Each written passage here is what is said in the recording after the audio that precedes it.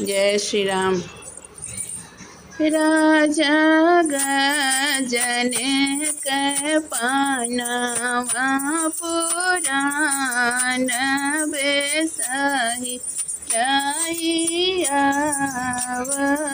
मोरे राजा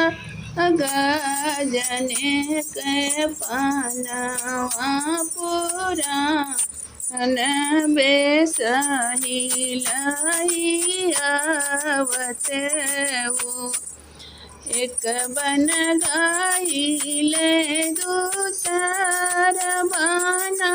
तीसरे जान पूरा हो बहिनी बीती गईल दोई चार दिन हरिय घर नहीं आए हो बहिनी बजरा पराल मोरे जीभिया लबूटी पिया नहीं आए हो ए हो गजने के नारी को नारी मरद बिलमान हो बहिनी गजने के नारी जादूगरनी मरद बिलमान हो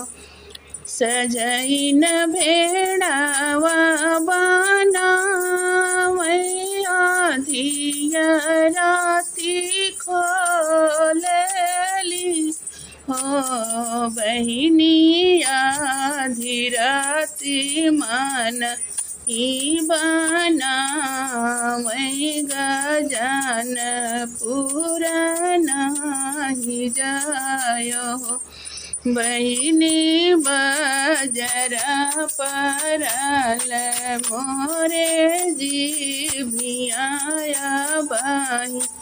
पिया नहीं आए हो एक दिन मानाई बनावे पिया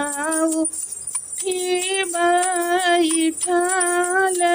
हो बहिनी गैली तो ना हरी जे सोई पिया उठी भागाल हो बहिनी गैली नारिय जब सोई पिया उठिया वाल हो ठड़ी चौखट माया गोरा पिया नाही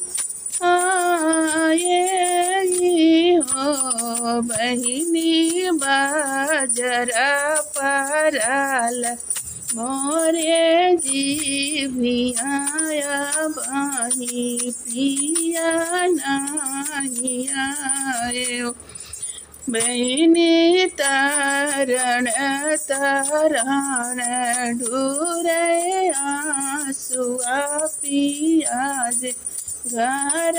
नहीं आए हो तन में आवाल सैया घरावन के पैया लागलियो हो राजा बनाही पान हम खाबै तुम्हारी नहीं भेजबाई हो राजा बजरा पराई मोरे जीभिया तो पान नहीं खाबाई हो ए हो गजने के नारी को नारी मरद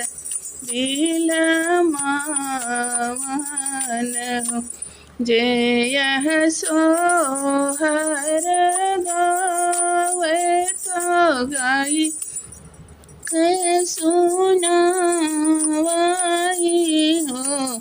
बहिनी जुग जुग